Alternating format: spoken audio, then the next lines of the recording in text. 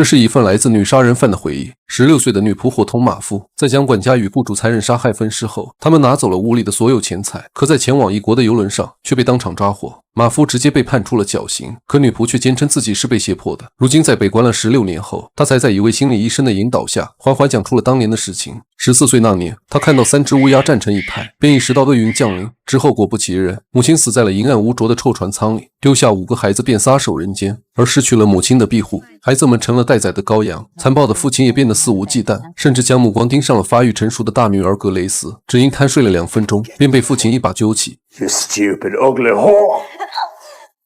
即便女儿已经昏迷过去，酒鬼父亲也不愿让她闲着，但好在她及时醒来。而看着又睡死过去的父亲，格雷斯产生了一个恐怖的想法，举起装满土灰的钢桶，随即便朝床边走去。可在砸下去的瞬间，他却犹豫了起来。但他并不是不敢杀了这受父，只是怕弑父的罪名太过沉重。而以上画面就是出自于格雷斯的回忆。可在16岁那年，他却成为了杀害2条人命的帮凶，先是被判处了绞刑，后又改为无期徒刑。如今在遭受了长达16年的逼供后，他仍坚持无罪，以至于枫叶国的公民们都开始怀疑他是被冤枉的。而迫于舆论的压力，法院专门从美国请来了心理医生乔丹，来判断当年的格雷斯是否属于被胁迫杀人的。而格雷斯也十分清楚，只要医生的一句话，他立马就能重获自由。于是一件崭新的谋杀案便从格雷斯清澈的眼神和曼妙的语调中娓娓道来。 Yes, Mark's made me do it!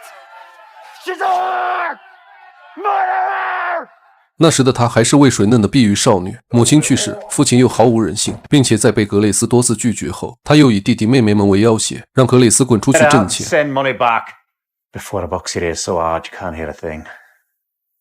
为了可怜的弟弟妹妹们，格雷斯只能噙着眼泪外出打工。他先是来到一处富人家当女佣，而在这里，他结识了这辈子最要好的朋友玛丽。玛丽的脸上总是洋溢着笑容，她就像个大姐姐般，教会了格雷斯很多东西。可在某天深夜，懵懂的少女出来朝孕，她惊恐地四下尖叫，以为自己命不久矣。好在玛丽温柔的安抚和耐心的解释，让格雷斯懂得了其中的深意。但同时，他也收到了好友的一句忠告：从现在起，一定不要轻易相信男人。接着，为了庆祝格雷斯的蜕变，玛丽告诉他，传说只要一次性将苹果皮削完，就能得知未来丈夫的第一个字。格雷斯照做了，并顺利得到了一个带着 J 的字母。可玛丽就没那么幸运，连续削了3个都没有削下完整一颗，而这也似乎预示了她往后的命运。果然，隔天一早，第一个带 J 的人出现了，他叫杰无基，是个跑江湖的。而在他看到格雷斯的第一眼，一股莫名的熟悉感竟油然而生。于是他主动为格雷斯卜了一卦。 You will cross water 3 times. You will have much trouble. But all will be fine in the end. You're one of us. 一语成谶，这句话竟真成了格雷斯一生的写照。而就在杰无基走后，主人家的流氓少爷回来了。他总喜欢在2位少女前开些俏皮的玩笑，而玛丽也会在面对他时露出一抹娇羞的微笑。渐渐的，2人的关系日渐亲密，甚至少爷还故意装病，只允许玛丽能进屋照顾他。可好景不长，夫人察觉出了2人的亲密，她先是警告儿子不能和家里的下人交朋友，又给他介绍了位贵族的女儿。果然有了新欢后，少爷就将玛丽抛之脑后。从此，玛丽的脸上再也没有了笑容，并且还经常呕吐。这一幕让格雷斯异常不安，因为他记得母亲也有过同样的经历。夜晚，玛丽在反复的呕吐中，精神终于崩溃。她拿出戒指，哭着说：“她食言了。”格雷斯问她男人是谁，但玛丽却不敢坦白，因为说出来必然会被解雇。I have to go to the street and become a sailor's trap to feed myself and the baby. That kind of life will be the end of me soon. 格雷斯只能劝她和男人再好好谈谈，但残忍的是，男人不仅只给了5元的补偿，而且还警告玛丽别想用孩子来缠上他。He said it would not catch him this way. He said he doubted the child was even his. He said if I wanted a quick end to my troubles, I should just go and drown myself. 无路可走的她，只能在闺蜜的陪同下来到了一家黑诊所。而在一阵撕心裂肺的惨叫过后，她一瘸一拐地回去了。本以为这件事就此结束，可到了半夜，她却疼得浑身抽搐。结果天亮以后，就因失血过多死在了床上。死的时候连眼睛都没闭上，她就这样被人裹着床单随意丢了出去。而由于亲眼目睹好友的死亡，格雷斯差点疯了。他在工作时忽然晕倒过去，醒来后竟和玛丽互换了灵魂。 Where's Grace? What has happened? Where's Grace? Grace. You are Grace. Mary has died. No.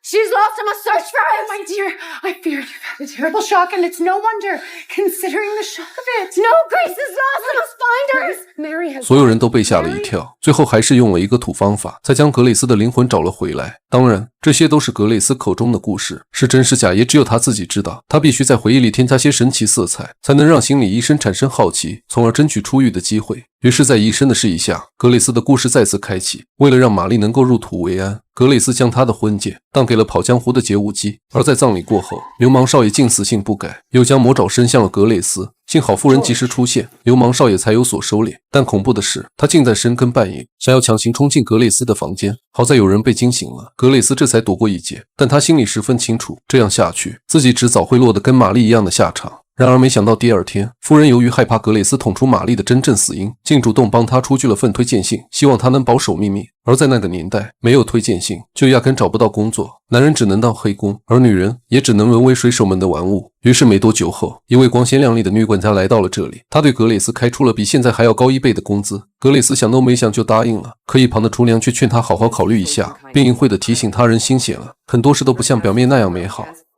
And I didn't have the least idea of what she was talking about. Have you heard any harm spoken of Mr. Kinnear? Nothing the world at large would call harm. It was like a puzzle I could not guess. And it would have been better for all if she had spoken more plainly. But the pay was higher than anything I'd had before, which weighed heavily on me.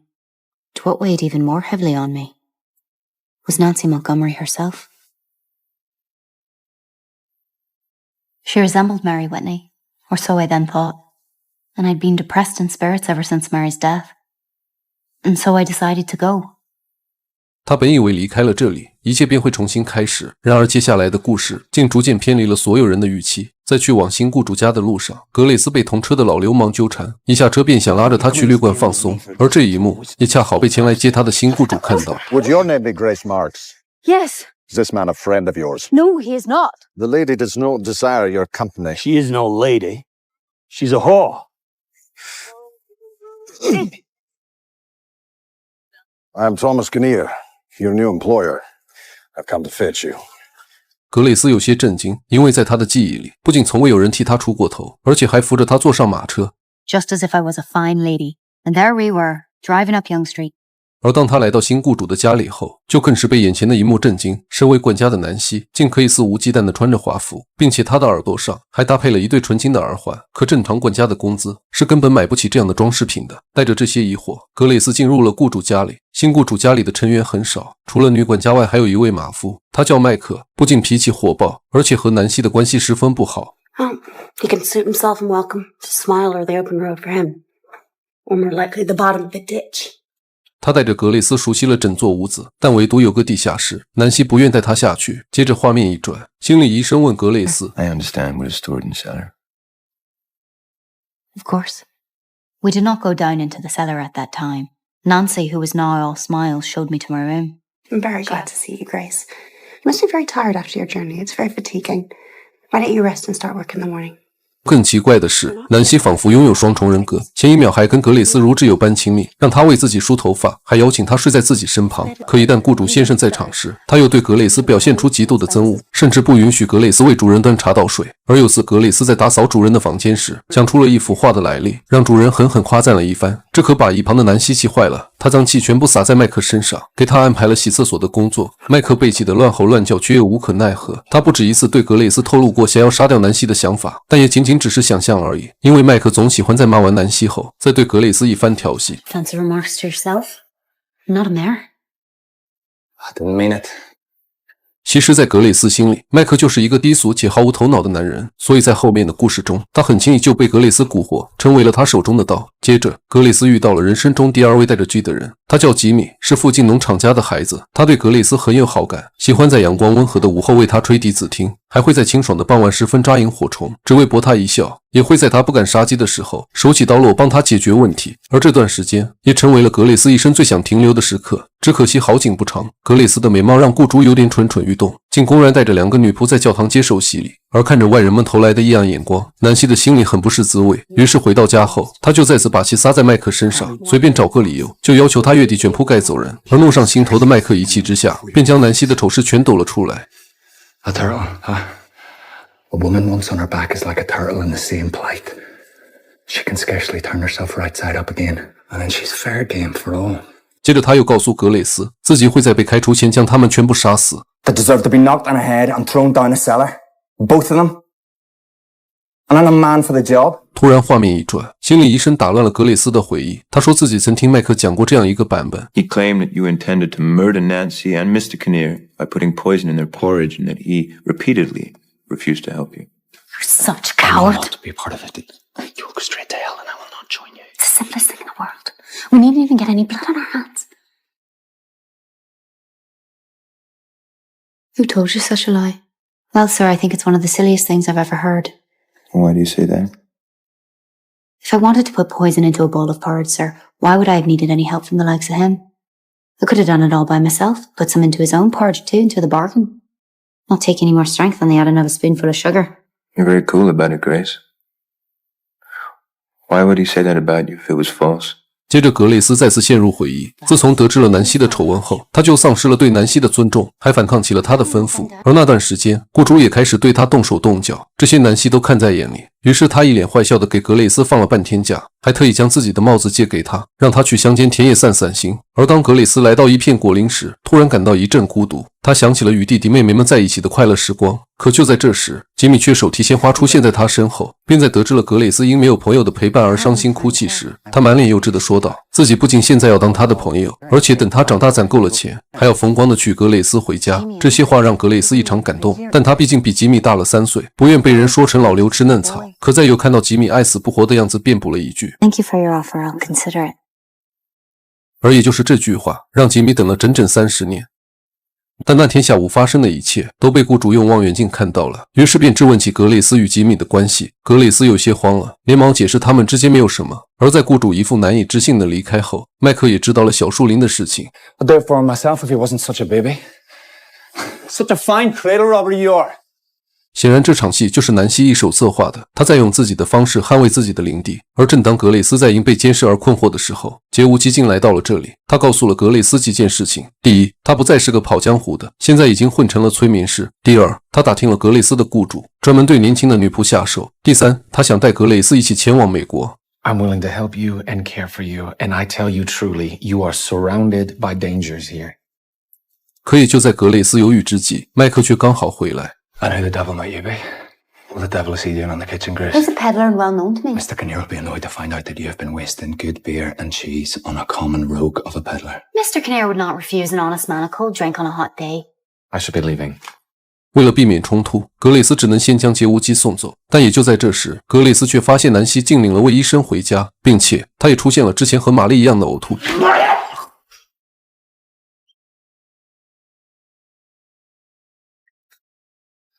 Clean it up. 格蕾丝仿佛意识到了什么，于是当天夜晚，她偷偷来到主人房间，果然发现两人的关系非同寻常，而且南希还在试探主人对格蕾丝有没有想法。结果得到的回应竟是垂涎3尺。在听到这些后，格蕾丝被噩梦缠身，首先梦到麦克对她伸出了魔爪，接着是流氓少爷，然后是现在的雇主，而最后一个竟是他的父亲。另外，他还在树上看到了3具无头的天使对自己微笑。可第二天格蕾丝醒来后却发现，那只是3条床单被风吹到了树上。接着，南希在得知雇主对格蕾丝也有想法后，为了自己和孩子的未来，便让他在2天后卷铺盖走人。可在那个年代被辞退的女仆，只能沦落街头，成为水手们的玩物。他后悔没有跟着杰无基一同离去。再想到这后，他瞬间就哭了出来。马夫麦克问他怎么了，他很想说希望管家去死，但其实不说麦克也猜得出来，他也早就想杀了那个咄咄逼人的管家。而在第二天主人离开家后，南希便趁这个机会让他们走人。可这句话也成了南希最后的遗言。麦克的计划是先灭了管家，然后再干掉雇主，最后拿走所有值钱的东西，一起逃到国外。如果格蕾丝不同意，就别怪他心狠手辣。说罢，麦克抄起斧子直奔房间走去，而格蕾丝就静静地站在门口，一脸冷漠地听着屋里的惨叫。接着画面一转，心理医生问他，南希的真正死因是被一条围巾勒死的。格蕾丝知道围巾是自己的，但碰巧这部分记忆完全想不起来了，因为他曾经被关进精神病院，里面惨无人道的折磨让他丢失了部分的记忆。无奈，医生只能让他先继续讲下去。而雇主回来后，麦克没有犹豫，直接一枪毙命。然后将尸体也丢进了地下室。格蕾斯趁着这个机会准备逃跑，可却被麦克开枪威胁。案子到了关键时刻，医生又问当时被枪声吸引过来的吉米，看到他当时精神良好，而且还穿上了南希的衣服和鞋子，这又该怎么解释？格蕾斯想了想后答道 By then he had forgot all of his former love and sentiments towards me, and only wished to damage me and have me hanged if possible.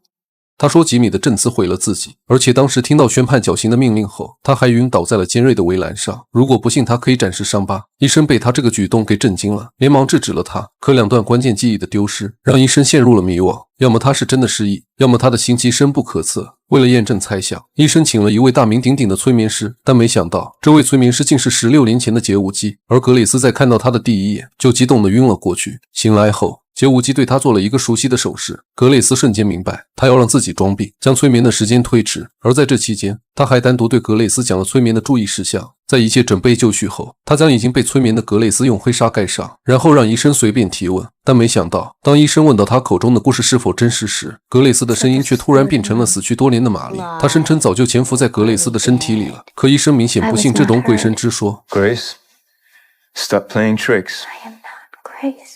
Is that really you? Don't be afraid. Speak the truth. 但没想到玛丽直接看穿了他。 Really, Doctor? You're such a hypocrite. You want to know if I kissed him, if I slept with him, if I was his paramour, is that it? Yes. You'd like to know that, so I'll tell you. I would meet him outside in the yard. I'd press up against him. I'd let him kiss me. That was all I'd let him do. I had him on a string. Mr. Kinnear as well. I had the two of them dancing to my tune. 他承认自己用梅斯折服了麦克，让他成为了自己的傀儡，并且南希也是他亲自勒死的。但这一切都与格蕾斯无关。 Grace knew nothing about it. Stop. 最终，在杰无基与格蕾斯天衣无缝的配合下，所有人都认为罪魁祸首是玛丽，但唯独医生无法接受这样的言论。一方面是因为他在与格蕾斯交谈的这段时间内，早就爱上了可怜单纯的她，可如今在听到格蕾斯用双重人格来为自己开罪时，他又对这个女孩彻底绝望，之后便没对任何人打招呼，就失魂落魄地逃回了家乡。而格蕾斯的案子也被就此搁置。可在又过了15年后，一次大赦让格蕾斯终于恢复了自由身，但此时的他已经年近半百，并且一无所有，可以对老夫妇需要接他出国，并声称有位绅士已经等他很久了。而这也是格蕾斯人生中第3次涉水。他以为那位绅士应该是杰无基，但没想到竟是曾冤枉他的吉米。他为当年作证的事深感愧疚，这么多年他一直未娶，希望格蕾斯能给他赎罪的机会。说着便递上了戒指，格蕾斯微微一愣，随即便接受了吉米的求婚。而故事的最后，他与吉米顺利完婚。当时加拿大的女孩们出嫁前都会亲手缝制被子，格蕾斯也给自己缝了一床，背面由3块组成，一块来自好朋友玛丽的衬裙，一块来自监狱里面穿的睡衣，一块来自死去的南希的裙子。之后格蕾斯又忍不住给医生写了封信，但此时的他已经病入膏肓。而在他看完来信后，轻轻呼唤了一句格蕾斯，然后便停止了呼吸。至此全篇结束。这部短剧出自玛格丽特的同名小说，由真人真事改编而成。但如今200年过去了，他到底有罪还是无罪，至今没人说得清楚。有兴趣的朋友可进主页粉丝群看完整版，再细致的解说也无法比拟原著。我是小吴聊电影，期待与你的每一次相遇。